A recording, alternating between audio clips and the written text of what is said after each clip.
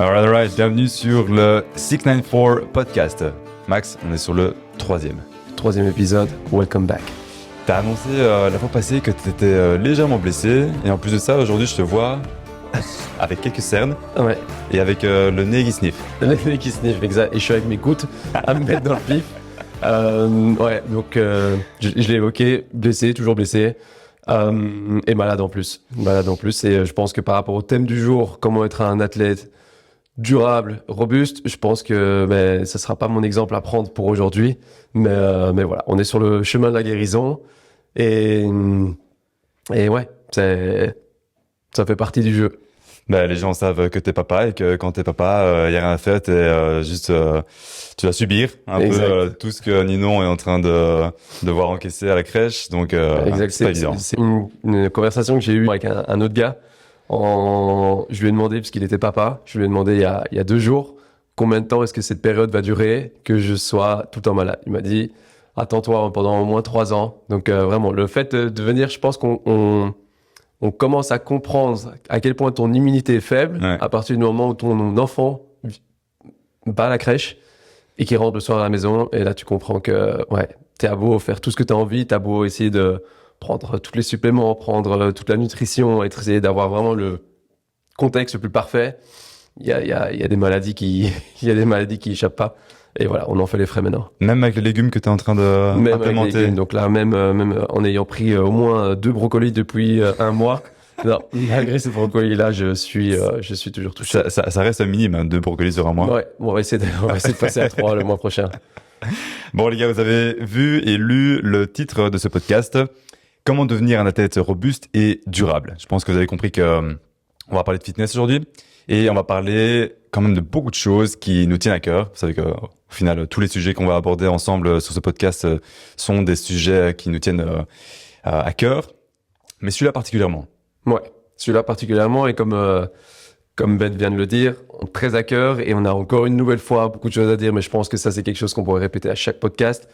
On va, comme toujours, essayer de condenser tout ça, essayer de vous amener un maximum de valeur sur ce podcast, et ouais, essayer de profiter un petit peu de cet échange et démarrons. Je pense qu'en termes de valeur, ce serait intéressant pour tout le monde de reprendre un peu les définitions de ces 3 mots qui sont dans ce titre. On a athlète, on a robuste et on a aussi durable. Ouais. Comment est-ce que tu définirais déjà ce terme qui est athlète? 3 mots forts. Et j'aimerais vraiment qu'on puisse s'arrêter sur ce mot un peu central, le mot athlète, parce que je pense que c'est un mot qui fait peur à beaucoup de monde, ou en tout cas, il y a énormément de personnes qui n'oseraient pas spécialement s'identifier à ce nom-là, alors que finalement, il peut correspondre à énormément de profils, et il ne faut pas spécialement être exceptionnel pour pouvoir l'utiliser. Pour moi, on a toujours un petit peu ce contexte de se dire, est-ce qu'un athlète, c'est d'office défini par la compétition? Est-ce que c'est un athlète qui doit être professionnel? Mais si on revient à l'essence du mot athlète, c'est simplement, ce sont des personnes qui pratiquent un sport. Ouais. Donc, si on revient à l'Antiquité, je suis pas professionnel de l'Antiquité, mais on sait que c'était des athlètes, c'était ceux qui simplement qui étaient à l'époque dans les arènes. À l'heure actuelle, ça c'est un petit peu plus élargi. Mais si on devait définir le mot athlète, ce n'est pas forcément quelqu'un qui fait une compétition, quelqu'un qui gagne une compétition, mais c'est pour moi quelqu'un qui essaye d'exprimer des qualités athlétiques ou des qualités sportives. Ou qui peut s'identifier de cette façon. Moi, je pense que j'aborderais plus de cette façon, c'est de se dire que en fonction de l'investissement, à quel point on prend le fitness à cœur, on va naturellement graviter un petit peu vers cette identité et cette définition. On l'avait dit dans le podcast précédent, il y a clairement une différence entre un athlète professionnel qui est rémunéré pour sa profession et pour les performances qu'il doit faire, et une personne comme nous qui s'identifions quand même assez fortement sur ce terme parce que on vit comme un athlète. Ouais. On essaye en tout cas de faire en sorte que la structure de nos journées et tout ce qu'on met en place est très similaire à celle d'un athlète professionnel. Ouais, clairement, il y a très peu de choses finalement entre quelqu'un qui s'entraîne comme un athlète et quelqu'un qui est réellement athlète ou reconnu en tant que tel. si ce n'est que juste par la rémunération ou le fait qu'il en fasse son job principal. Ouais. Mais vraiment, comme tu viens de le dire, quelqu'un qui s'entraîne volontairement avec intention, avec cohérence et surtout, et on va probablement en discuter davantage aujourd'hui, une vision sur le long terme. Ouais. Et ça, je pense que c'est ce qui va vraiment définir l'athlète en tant que tel.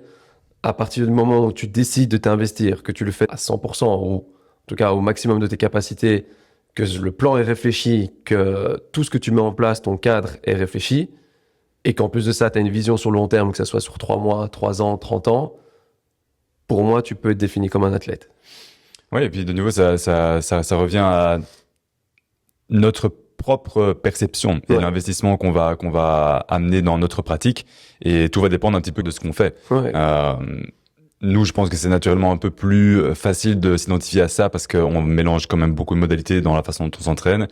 Il y a de la force, il y a des entraînements de résistance, il y a de l'hypertrophie, mais il y a aussi toute la composante cardiovasculaire, d'endurance, d'explosivité, de pliométrie. Donc, tu vois, ouais, énormément de paramètres. Il y a beaucoup de paramètres. Quelqu'un qui se dirige et qui se spécialise peut-être un petit peu plus dans le bodybuilding, qui est juste dans le bodybuilding, peut-être qu'il aurait déjà plus du mal à s'identifier comme athlète. Oui et non. Oui et non. Ou non, parce que si on reprend le cas du bodybuilding, où finalement ça demande énormément de sacrifices, on en revient un petit peu à cette définition qui est volontairement développer ses capacités physiques. En termes d'intention, tu peux pas être plus intentionnel qu'un bodybuilder qui fait ses repas, qui calcule au gramme et qui s'entraîne avec sa surcharge. La cohérence, elle fait partie du plan. Et vision long terme, un bodybuilder a une vision qui est sur le long terme, qui est probablement plus importante que beaucoup d'autres personnes. Ah, ça va être raison. Donc là, ouais. Mais après, il y a aussi ce qui va définir que tu es athlète ou pas, c'est ta bio Instagram à l'heure actuelle.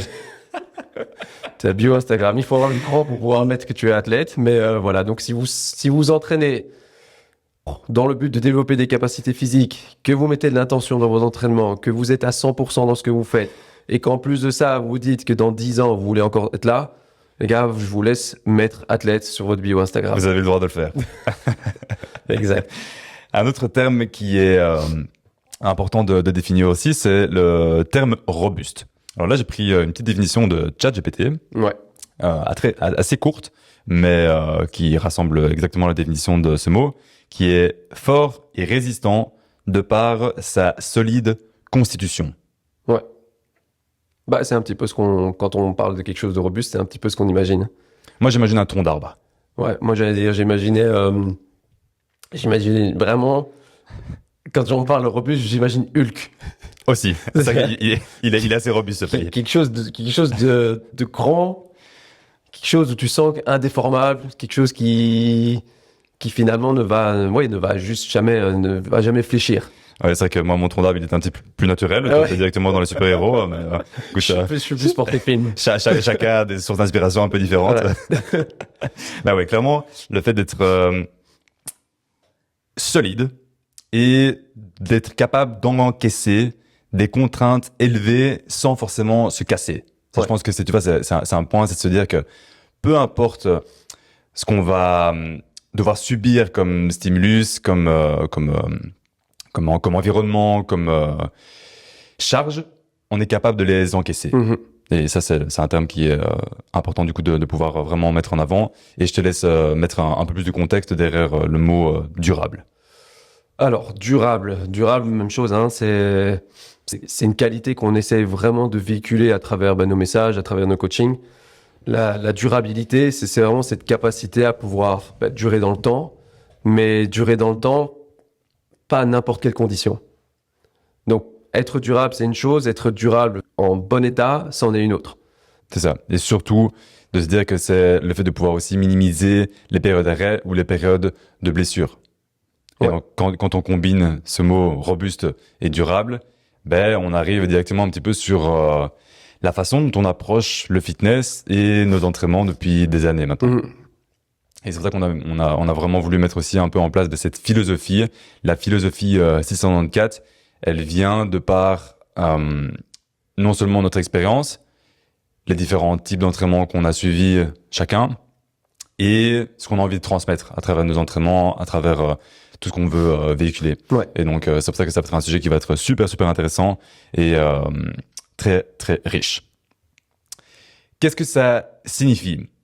Pour remettre un petit peu de contexte, du coup, le 694, c'est un peu notre chiffre. C'est notre chiffre vous allez le retrouver partout. Et on le signe. Ouais, on le signe, mais on en a déjà expliqué, je pense, la signification sur le premier épisode. Donc, si jamais vous n'avez pas la référence, ben, on vous invite à aller le réécouter parce que oui, il va encore durer très longtemps. Dites-vous juste que le 694, ça signifie un peu notre mission, c'est le fait de toujours faire en sorte d'élever le standard, mais c'est aussi de se dire que c'est le fitness long terme. Et on va l'aborder aujourd'hui. 694, ça a été un peu la source aussi de notre programme signature, le programme 694, qui a cette vision long terme du fitness. Ouais. Et donc, tout ça reprend un peu ce terme. Si je devais te poser cette question en te disant quels sont les éléments clés à intégrer dans ton quotidien pour développer ton fitness durable et qui soit robuste dans le temps. Ouais, bonne question. Bonne question. Et c'est une question que je serais curieux de poser à pas mal de monde. Et qu'est-ce qui définirait ces piliers? Pour moi, être capable d'être durable et être capable d'être robuste, on en vient à 3 piliers que j'aimerais développer. C'est cette capacité à pouvoir développer de la force. Donc, c'est être fort. Ouais. Être fort de par les entraînements. Être capable de développer cette force. Il y a cette capacité d'endurance qui doit aussi travailler. Et 3e élément, pour moi, ce serait un peu la souplesse articulaire.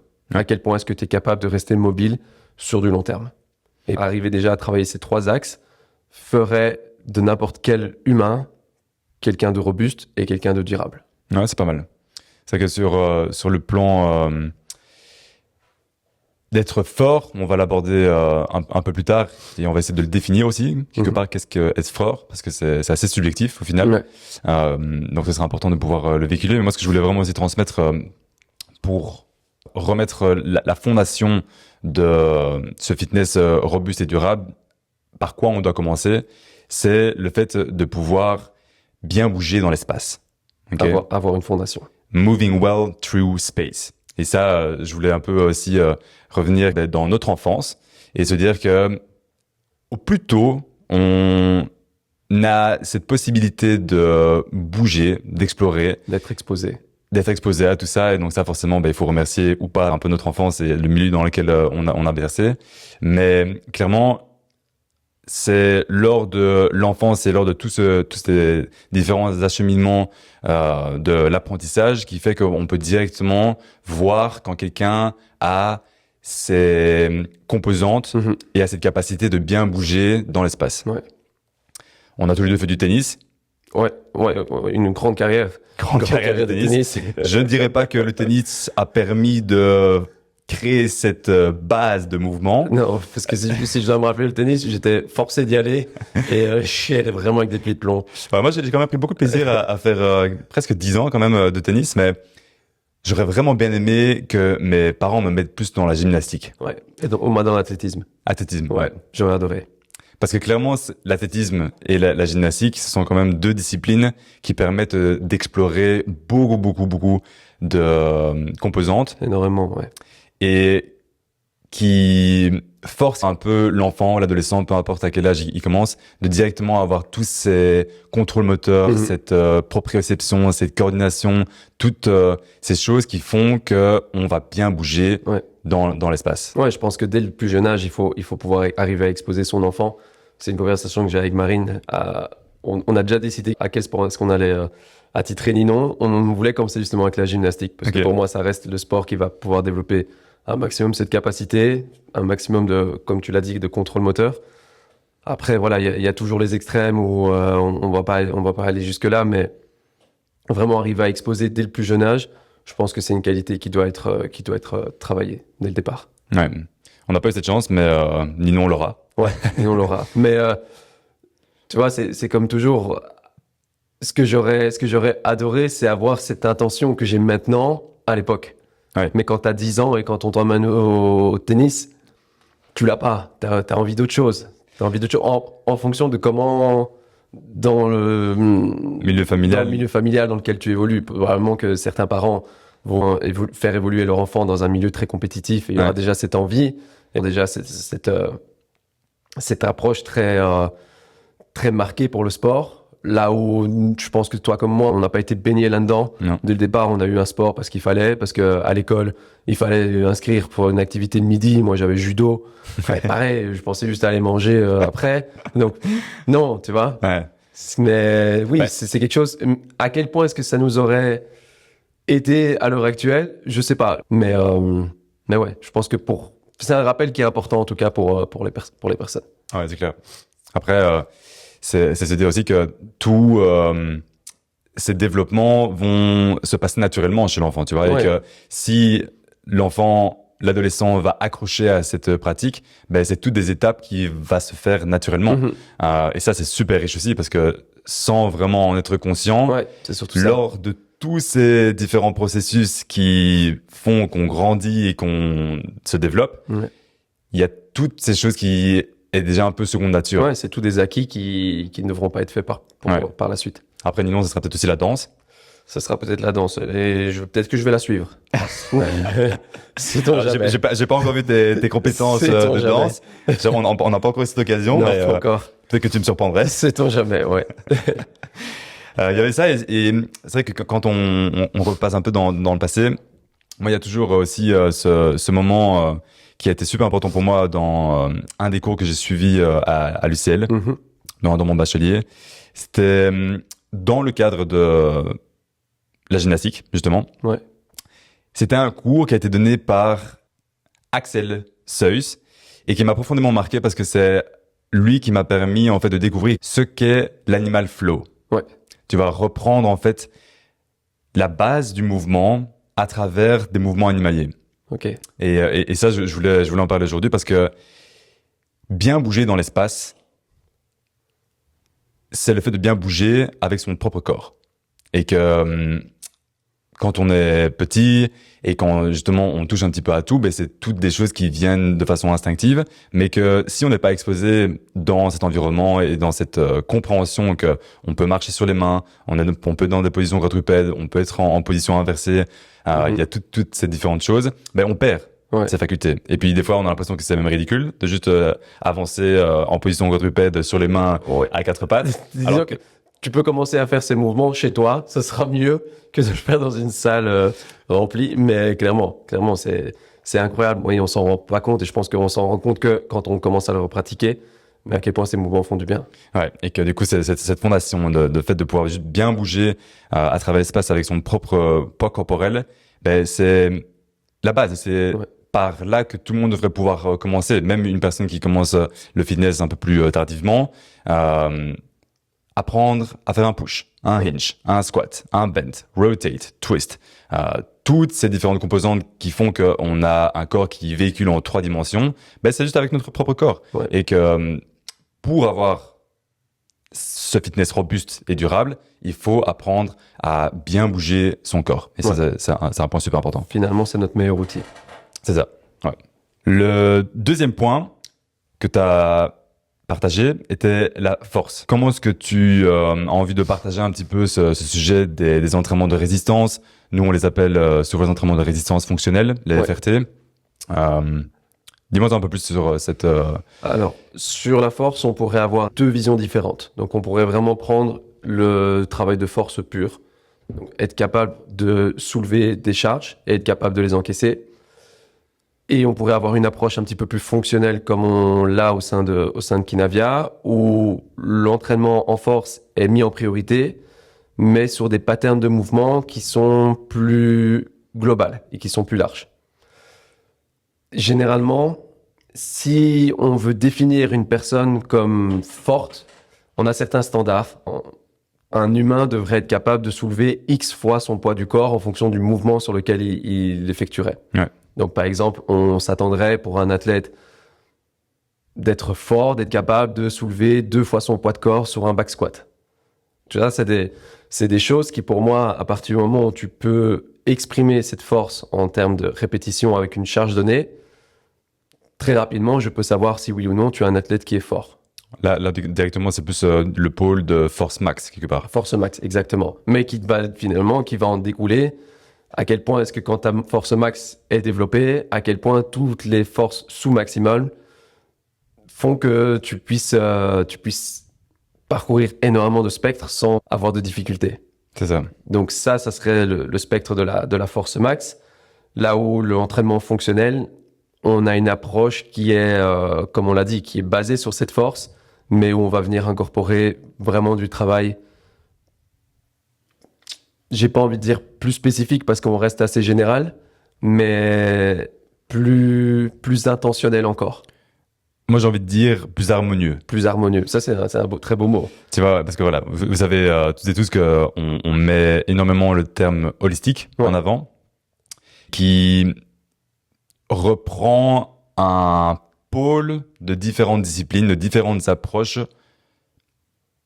et qui est non spécifique. On n'est pas spécifique dans un domaine. Non, clairement pas. On veut faire en sorte de véhiculer ce message et de se dire que le fitness, il varie. On a besoin de respecter certains principes qu'on est en train de partager aujourd'hui, mais de pouvoir imbriquer toutes ces différentes disciplines composantes au sein d'un plan qui est élaboré harmonieusement, de façon élégante. Et ça reprend du coup un peu la façon dont on va structurer les entraînements, qui vont faire que, en fonction du chapitre dans lequel les gens sont, en fonction de quelle saison, quel est le focus principal, qui devrait toujours être là, plus ou moins, d'une façon ou d'une autre. Certaines personnes vont avoir besoin peut-être de 2 entraînements de résistance fonctionnelle, certains 3, certains 4, certains 5. Et tout ça va varier en fonction de ces objectifs, mais la structure un peu de comment est-ce qu'on va s'entraîner reste grosso modo de la même façon. Ouais. Et nous, la façon dont on structure un peu ces entraînements, c'est de se dire qu'on commence toujours avec un warm-up de qualité, 10 à 15 minutes où on fait chauffer le système, on intègre tous des mouvements qui vont déjà nous préparer pour la suite, qui va intégrer tout ce qui est travail de mobilité, travail un peu plus d'activation. Ouais. Il y a, comme tu l'as dit, la portion strength, vraiment la portion de force, qui est mise en avant, mais pas toujours. Ça peut aussi être une phase où on va venir développer un certain skill. Je pense par exemple à un handstand. À un moment donné, dans un plan d'entraînement, on peut mettre cette acquisition en premier lieu parce que c'est le focus, parce que la personne a vraiment envie de développer ce skill, et ça va de toute façon développer certains attributs, et c'est pas pour autant qu'on va délaisser la force, mais que le focus... Non, et que probablement la force aura été déjà développée au préalable. C'est ça. Parce que même chose, même principe sur un handstand, si on veut pouvoir l'acquérir, ça va demander un certain niveau de force. Et ce niveau de force aura été acquis préalablement avec des entraînements bien spécifiques qui vont développer cette qualité-là. C'est ça. Et donc, ces premiers exercices qu'on cible juste après un warm-up, après l'activation, après qu'on ait bien préparé le système nerveux, il y a cette composante de force. Et puis, en général, on va toujours venir appliquer un travail qui va être un peu plus de l'ordre de l'hypertrophie. On appelle aussi souvent ça le structural balance, où on va incorporer des exercices unilatéraux et on va venir chipoter sur peut-être un peu d'autres registres, d'autres rep ranges, où quand on est sur un exercice plus polyarticulaire, un peu plus de renforcement, on se situe en général sur des répétitions qui sont un peu plus basses. Et puis, une fois que le focus principal de l'entraînement a été fait, on peut venir greffer un peu plus d'hypertrophie parce qu'il y a rien à faire. L'hypertrophie, c'est ce qui fait que on a un bon pump, on construit cette masse musculaire. Et tout ça vient se blender de façon au niveau élégante sans mettre de côté l'aspect mobilité. Non. La mobilité, comme on l'a déjà mentionné aussi, c'est quelque chose qui vient se greffer au sein de ces entraînements, à travers différents drills, à travers différentes activations, à travers des répétitions exécutées en amplitude complète. Tout ça fait que sur 60, 75, des fois même 90 minutes d'entraînement, on arrive à venir blender comme ça tous ces différents paramètres correctement pour qu'on puisse avoir une bonne séance. On se sent satisfait, on sent qu'on a travaillé, on a mis en avant plusieurs choses à la fois, mais en respectant du coup cette structure, et que cette structure au final elle est évolutive, elle est progressive de semaine en semaine, mois après mois, d'année en année, et que cette fondation reste toujours au sein de notre rythme de vie, on construit ce fitness durable et robuste petit à petit. Ouais, c'est très très bien expliqué, hein. C'est très très clair et ça donne envie. Et pour résumer aussi un petit peu ce qui vient d'être dit, il faut vraiment imaginer votre fitness comme un continuum et comme un momentum. Donc, il n'y a pas une chose à mettre en priorité et en délaissant toutes les autres. Ce qu'on veut vraiment insister, c'est d'imaginer d'avoir un petit peu cette table de mixage sur laquelle on vient ajuster quelques curseurs, mais en aucun cas dans notre philosophie, on doit en diminuer un au minimum. On doit toujours pouvoir arriver à avoir cette juste dose de travail effectif qui va permettre à la fois de développer et ta robustesse et ta durabilité. Ouais, et en parlant de robuste, ça ne veut pas dire rigide. Non, oui, c'est vrai, parce que c'est vrai qu'on peut se dire quelqu'un de robuste, c'est on imagine un peu un pilier au rugby qui doit être très figé, qui n'est pas capable de bouger, alors que non, être robuste, c'est être capable d'aller chercher des amplitudes très grandes avec cette capacité à y appliquer de la force. Ouais, parce que tu as mentionné Hulk. Je suis pas sûr qu'il est très souple. C'est pas le plus mobile à mon avis. Comme l'exemple du tronc d'arbre. Il bouge pas beaucoup, le tronc d'arbre, mais il a des racines qui sont ancrées dans le sol, et peu importe la tempête, peu importe la météo, ce tronc d'arbre, il ne bouge pas en place. Il est solide.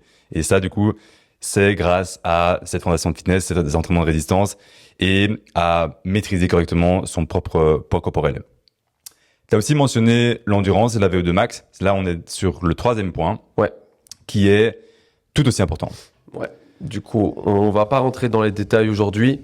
La VO2 max, imaginez-le simplement comme un chiffre qu'on peut venir y apposer et qui représenterait un petit peu la taille de votre moteur. Okay, j'aime bien avoir l'analogie de se dire que au plus ce chiffre est haut, au plus ta longévité est grande. Ouais. Et si on en suit un petit peu les dernières études, ça fait sens. Ça fait sens. Donc, au plus on a une VO2 max élevée, au plus on peut considérer qu'on a une longévité élevée. Mais non, je dis pas que si vous avez une VO2 max à 40, que vous allez mourir demain. mais c'est simplement de retenir que il y a cette capacité d'endurance à devoir développer. Même chose que pour la force, ça reste un continuum. Donc, on a énormément de possibilités sur la manière de pouvoir augmenter ce chiffre. On ne doit pas spécialement aller mettre de l'intensité partout sans réfléchir. Ouais. Tu sais à combien elle est, ta VO2 max? Je ne préfère pas la dire. Non. Tu sais pas? Si je dois en tenir compte de Garmin, je crois que je suis à 59. Je te bats. Ouais, t'es à combien? 66. 66, ouais, je pense que je n'arriverai jamais à 66. Et j'arrive pas à comprendre comment est-ce qu'ils arrivent à le définir. Et j'aimerais bien d'ailleurs faire un test beaucoup plus précis pour essayer de battre juste ce que Garmin me dit. Tu veux me battre en fait, c'est tout. C'est pas Garmin. Tu vas avoir un meilleur de max que moi. 66, ouais. 66, pas mal, hein. Ouais, bah c'est ce que Garmin dit, mais après, même chose. Faut bien se rendre compte que on ne va pas porter énormément d'importance juste sur ce chiffre. Non, clairement pas. VO2 max, c'est une mesure, mais le plus important, c'est de se dire que vous avez ces différents pôles d'intensité dans votre quotidien et que vous ressentez une progression sur ces pôles. On va parler dans un instant de la règle 80-20, qui met en avant que 80% de votre volume d'endurance fondamentale, c'est la priorité. C'est ces 80%, c'est là où on va mettre tout ce qui est travail de zone 1, zone 2, début de zone 3. C'est là où on crée justement cette fondation et que 20% de votre volume d'entraînement devrait être plus de l'ordre de intensité modérée, haute intensité. Cette règle, elle est pas figée. Non. Elle s'adapte en fonction du but que vous recherchez, la performance que vous désirez atteindre. Et du niveau de la personne. Du niveau de la personne aussi. Donc, il y a beaucoup de variantes, mais ça reste quand même une règle qui est à respecter et à mettre en place dès que vous avez une structure d'entraînement qui vous permet de développer votre endurance fondamentale. Ouais, donc ça, c'est une loi importante et qu'on peut appliquer dans énormément de domaines également. Ouais, donc c'est pas juste se dire, OK, je veux atteindre une certaine VO2 max. Non. C'est pas comme ça que vous devriez approcher votre entraînement. C'est plus de vous dire, OK, je vais mettre en place une structure d'entraînement qui est réalisable, qui est tenable en fonction de mon niveau de fitness actuel. On a X pourcentage qui va être de l'ordre de l'endurance fondamentale. Il y a un autre pourcentage qui doit être alloué à tout ce qui est travail plus modéré. Donc là, on parle en général de tempo. Travail au seuil aussi qui rentre un peu plus dans l'ordre de la haute intensité. Et tout ça, ces paramètres-là, on essaie de les garder au plus possible, de la façon la plus régulière possible. Et quand vous appliquez cette régularité sur du long terme, c'est là que vous avez réussi à pouvoir gagner cette progression et que votre VO2 max va naturellement s'améliorer. Ouais. Mais je pense néanmoins que ça doit rester un peu un signal d'alerte chez certaines personnes. Si on prend, par exemple, l'exemple de nos parents, ou peu importe, enfin, je dis nos parents en parlant de façon générale, pour moi, quelqu'un qui ferait un test et qui aurait une VO2 max à 20 ou à 30 devrait prendre ce score comme même malgré tout un signal d'alerte qu'il y a la possibilité d'aller chercher quelque chose un petit peu plus loin. Ouais. Donc, en gros, il faut imaginer ça comme vraiment une photographie à l'instant T, et que si cette photographie n'est pas celle qu'on a envie, on doit être capable de pouvoir analyser et comprendre qu'est-ce qu'il y a à faire pour pouvoir aller chercher ces petites adaptations, parce que à partir du moment où on sait qu'il y a il y a de la place pour aller développer tout ça, pourquoi ne pas le faire? C'est ça. Pourquoi ne pas le faire? Parce qu'on le sait, et si tu peux te rajouter 5 ans d'espérance de vie, fais-le. Fais-le. Et si ça te demande d'aller courir 3 fois 20 minutes dans ta semaine, et que ces 3 fois 20 minutes te permettent déjà d'aller chercher un score un tout petit peu plus haut, fais-le. Oui, mais c'est ça. Mais de nouveau, ça reste sur quelque chose qui est réalisable pour tout le monde. Et pour certaines personnes, c'est juste aller marcher plus. Oui, mais pour même énormément de monde. On a testé, on teste beaucoup d'athlètes sur leur capacité d'endurance. Et pour beaucoup de personnes, je pense pour 90% des cas, ce travail d'aérobie peut être fait juste avec de la marche. Et au quotidien. Et au quotidien. C'est ça que les gens comprennent pas, j'ai l'impression. C'est se dire que il faut que ça soit à chaque fois monumental comme entraînement, tu vois, et qu'on développe d'office à chaque fois de la haute intensité, que c'est en faisant de la haute intensité qu'on va développer notre VO2 max.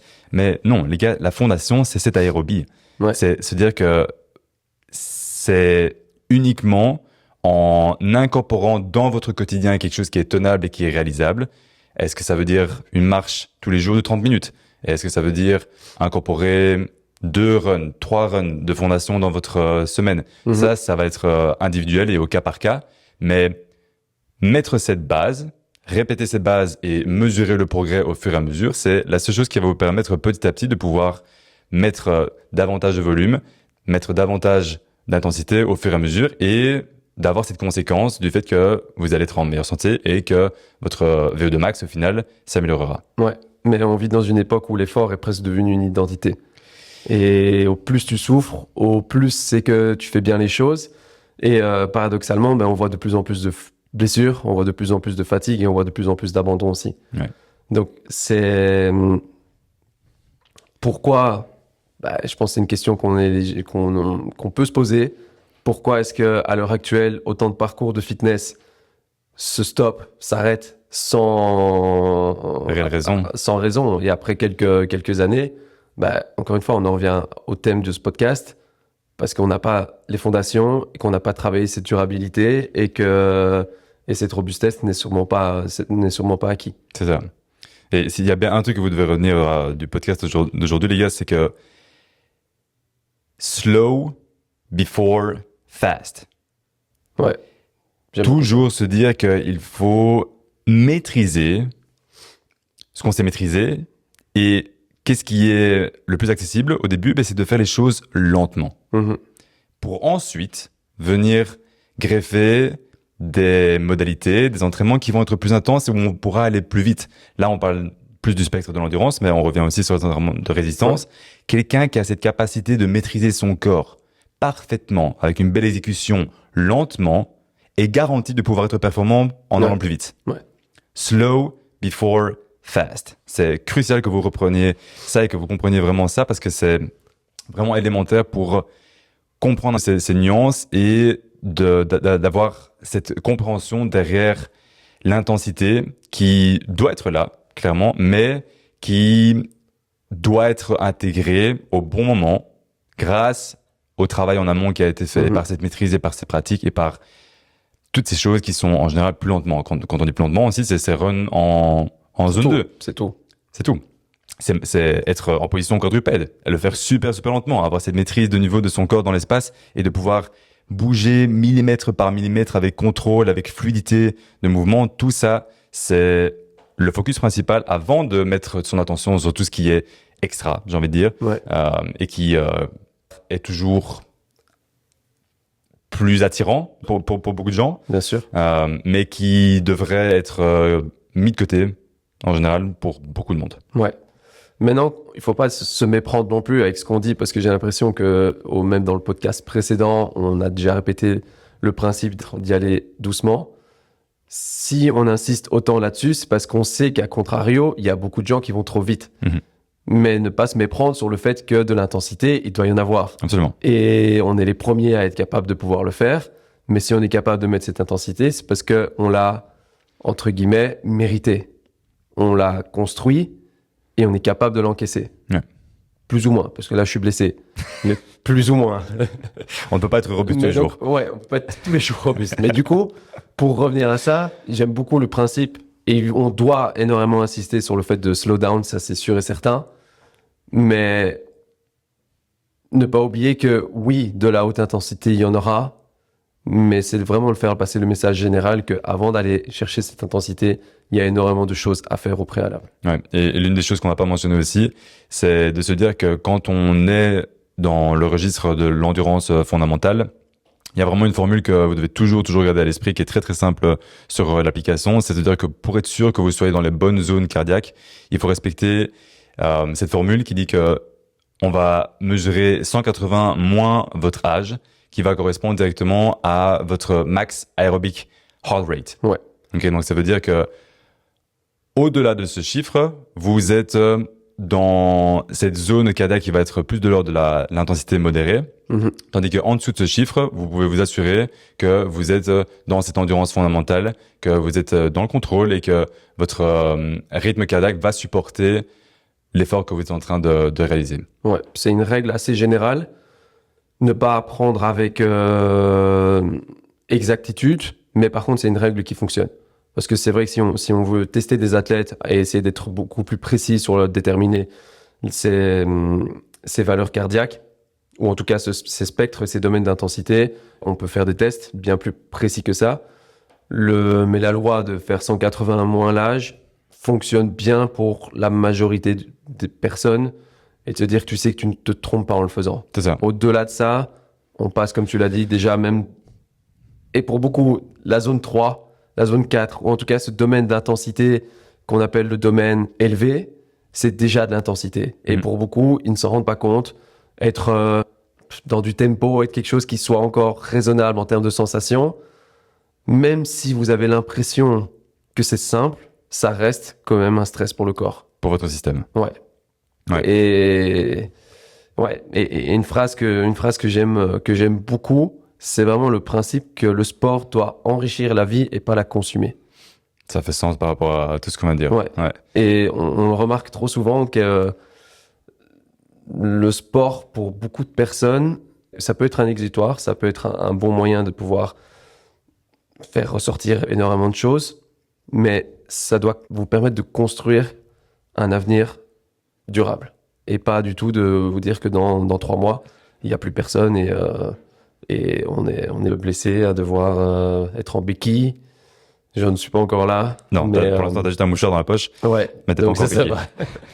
Mais de vraiment insister sur cette qualité. Ouais, non, c'est super intéressant et il y en aurait pas de le répéter. Donc, on espère déjà que à travers ces 3 premiers podcasts, vous avez déjà compris un peu le message parce qu'on insiste beaucoup dessus. Ouais. Mais c'est parce que ça nous tient à cœur et parce que on est confronté au quotidien à chaque fois à toutes ces erreurs et à ces incompréhensions au final, que les gens n'arrivent pas à comprendre qu'il faut trouver quelque chose qui est tenable, quelque chose qu'on aime faire et qui nous permette au quotidien à chaque fois de ressentir cette amélioration qui est harmonieuse par rapport à tous les différents stress et tous les différents objectifs qu'on a actuellement, quoi. Ouais, mais on comprend cette haute intensité, on a envie d'aller la chercher parce que c'est celle que quand tu termines, t'es allongé sur le sol, tu as l'impression d'avoir fait quelque chose, tu craches tes poumons, tu te sens bien. Il y a rien à faire, il y a des hormones qui sont libérées que tu peux pas ressentir sur de la basse intensité, mais ça doit pas devenir addictif et surtout, comme on l'a dit, on doit être capable de l'encaisser. Ouais, l'encaisser et aussi comprendre que il n'y a pas que en ressentant ces sensations qu'on voit du progrès. Ouais. Et un petit peu, si on fait ce parallèle, comme beaucoup qui pourraient se dire, j'ai pas de courbature, je me suis pas bien entraîné.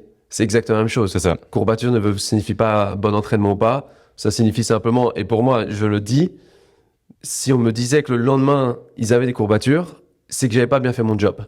Parce que pour moi, des courbatures, ça veut dire qu'on a potentiellement mis un stress qui était trop important par rapport à la capacité de la personne en tant que telle. Après, d'accord, quand on débute, c'est normal d'en avoir, mais c'est très normal et c'est très OK de ne pas en avoir. Ouais, ça va de nouveau dépendre de l'entraînement qu'on réalise, la phase dans laquelle vous êtes.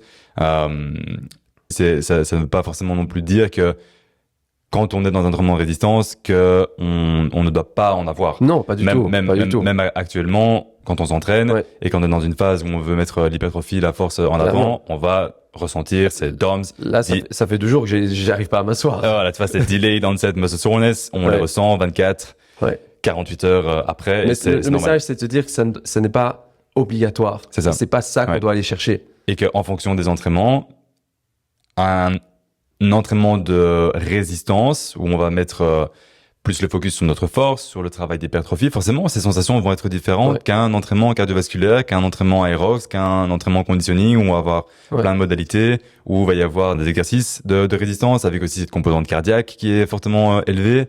Ce sont des stimulus qui sont différents. Donc forcément, votre réponse, est-ce que vous allez ressentir, va être différent. Et c'est pour ça que c'est ça la beauté d'avoir dans sa semaine ces différents stimulus qui sont mélangés de façon élégante parce que vous allez pouvoir avoir ces stimulus et ces sensations à chaque fois au quotidien, placés dans des moments qui sont stratégiques et répétables. Ouais, et que finalement, sur une semaine, on arrive à rentrer toutes ces séances. C'est ça. Le dernier point qu'on voulait insister pour être ce fameux athlète là qu'on parle depuis le début, ce Hulk, ce tronc d'arbre. On devrait en faire après, on va essayer d'en faire un peu une photographie. On va faire un mélange avec Hulk et Yann. C'est la récupération, la nutrition et l'environnement. On a touché ce point déjà lors du podcast précédent, donc je vous invite vraiment à l'écouter si vous n'avez pas encore eu cette chance. Mais pour ressentir cette évolution et ce progrès de tous les points qu'on a mentionnés, donc c'est maîtriser notre propre poids corporel dans l'espace, les entraînements de résistance, développer sa VO2 max, l'endurance, forcément, tout votre lifestyle et votre hygiène de vie doit être le plus en accord avec ces entraînements. Ouais, c'est probablement, on pourrait se dire que tout ce qu'on vient de parler au préalable ne vaut rien si ce dernier pilier n'est pas mis en application. On aurait pu le mettre en premier, en fait. On aurait dû le mettre en premier. En gros, on commence par le dernier, mais non, on termine avec le dernier, mais qui aurait dû être en premier parce que ce volet de la récupération, de la nutrition et de l'environnement joue un rôle majeur. Oui, parce que vous le savez, c'est pas pendant l'entraînement qu'on est en train de créer des adaptations, c'est pendant notre récupération, c'est pendant le sommeil, c'est grâce à la nutrition que vous consommez, c'est votre hydratation, c'est tous les suppléments, c'est tout ce cadre qui doit être le plus respecté et mis dans votre quotidien pour que tous les entraînements et tout ce que vous réalisez puissent être absorbés, puissent être adaptés, modulés à chaque fois au quotidien par votre superbe machine qui est le corps humain et de se dire que au plus vous pouvez être régulier également dans ces pratiques, dans ces habitudes et cette hygiène de vie, au plus, forcément, vous avez ces chances et ces capacités de voir ce progrès arriver le plus tôt possible. Et il serait retardé, et c'est un peu regrettable de dire que si on met pas justement en place ces habitudes et cette hygiène de vie, on fait quelque part un peu du travail pour rien. Ouais, mais c'est ce que je dis souvent, c'est que c'est parfois dommage parce que je vois énormément de personnes qui s'investissent, ils font ce qu'il faut, ils font le job, ils ont l'impression, non, ils n'ont pas l'impression, ils le font. Ils font tout ce qu'il faut, mais à côté de ça, ils ont une hygiène de vie qui est scandaleuse.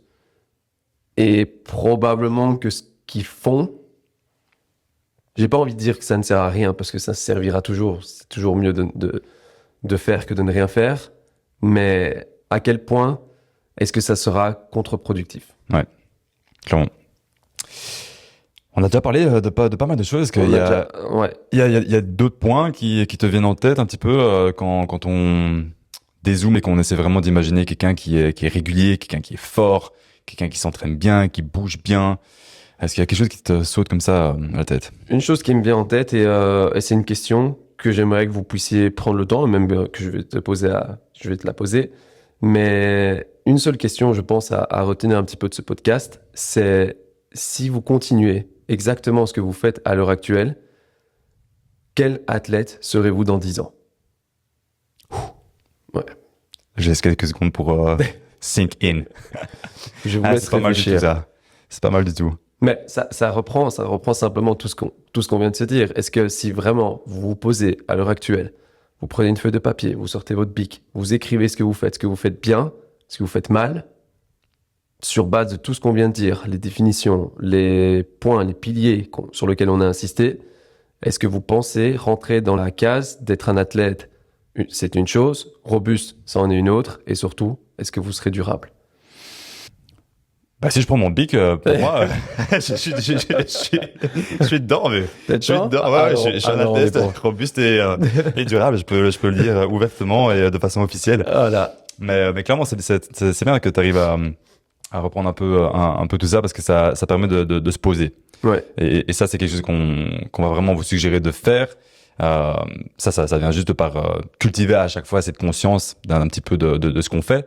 Et là maintenant, en sachant tous ces points qu'on a évoqués, qu'on a discuté ensemble et qu'on répète déjà indirectement depuis qu'on a commencé ce projet de podcast, est-ce que dans votre pratique actuelle, vous avez ces piliers au quotidien?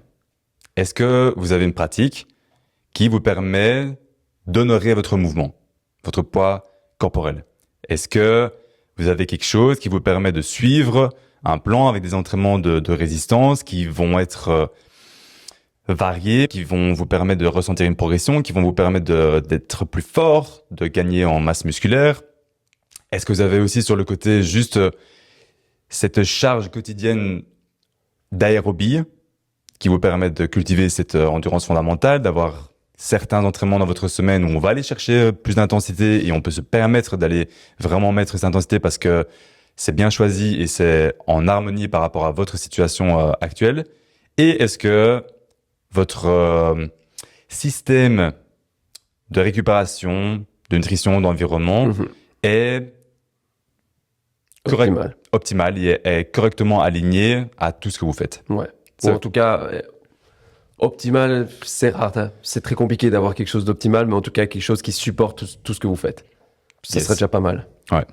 Parce qu'au final, tout ce qu'on a communiqué aujourd'hui et le message qu'on essaie vraiment à chaque fois de transmettre, c'est de se dire que quand on fait tout ça, et quand on arrive à trouver cette rigueur, cette régularité dans nos entraînements et que on ressent à chaque fois qu'on est sur le bon chemin, non seulement notre fitness devient meilleur, on arrive à être un petit peu plus robuste, on sent qu'on se blesse moins, on devient plus fort, on devient capable, on est dans une possibilité de s'adapter en fonction de la demande de ce qu'on a dans notre vie aussi de quotidienne. On peut prendre quelque chose de lourd, on peut s'abaisser, on a des belles amplitudes de mouvement, on est fluide et surtout vous bougez bien. Ouais.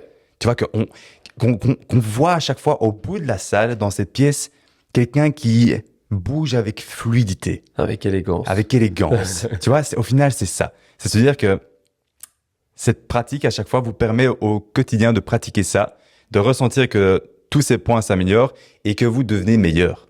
Parce que le produit final de tous ces changements, de tout cet investissement et de toute cette intention que vous placez dans vos entraînements de résistance, ben au final, cette intention, elle se place aussi dans votre quotidien, dans tous les choix qui dictent vos journées.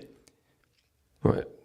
Ouais, mais c'est bien résumé, hein, et la même chose, si j'essaye encore de visualiser encore plus sur le long terme, je pense qu'on a un petit peu tous cette envie de se dire qu'à 80 ans, on est encore capable de pouvoir sauter, de pouvoir courir. Et c'est un constat qui, à l'heure actuelle, me fait parfois très très mal. C'est que si je même n'importe dans mon entourage, ok, j'ai des gars à 30 ans, tu leur demandes de sauter, et ils savent même plus sauter, tu vois. Et c'est triste. Ouais. C'est triste parce que tu devrais être encore capable d'être en santé au bout de 60 ans. Tu es encore capable de monter des escaliers sans difficulté. Tu es encore capable de probablement courir un tout petit peu. Tu es encore capable de faire énormément de choses. Tu es capable de faire des courses et de soulever 2 gros sacs de courses et au moins de les transporter jusqu'à ta voiture.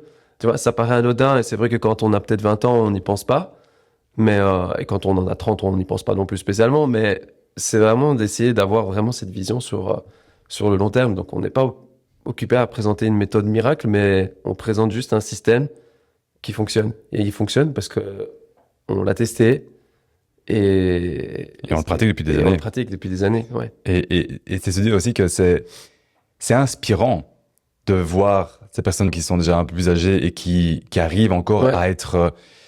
à être maîtres de leur corps. Ouais, ça devrait être le goal ultime pour tout le monde. Tu vois, c'est clair que dans la société actuelle, ben, clairement, nos grands-parents, ils ont peut-être pas forcément eu cette chance de pouvoir être éduqués de la façon dont on l'est actuellement. Ouais. Donc clairement, en fonction du pays, en fonction de la culture aussi, ben, du fitness et du mouvement, ben, c'est quand même assez rare qu'on voit maintenant ben, des parents ou même des personnes qui sont un peu plus âgées, qui sont encore fit et qui ont encore cette capacité de bien bouger.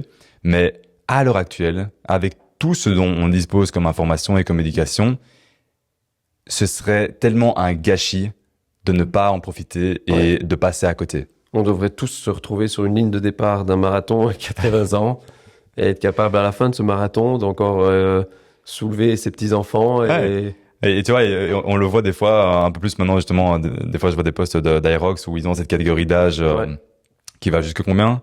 85. 85. Et on voit des fois ces bonnes dames ou ces personnes qui arrivent encore à pouvoir faire un Aerox, c'est genre dingue. C'est incroyable. C'est exceptionnel parce que de nouveau, ces personnes-là, ben, elles ont été baignées du coup dans cette éducation et s'ils ont réussi à faire un Aerox. Probablement que c'est des exceptions. Voilà. Mais ça devrait pas. Ça devrait être de la norme. En fait, tu vois. Notre but de ce podcast, c'est de se dire qu'à 85 piges, on est encore capable de faire tout ça. Peut-être que l'Aerox sera encore dans les parages à ce moment-là, ça on sait pas. Mais en tout cas, on sera en bonne santé. Et ça, c'est le message le plus important et que, comme tu l'as dit, ce système, ben il est pas très loin, les gars. Ce système, c'est l'Approx 694. On a déjà insisté beaucoup dessus.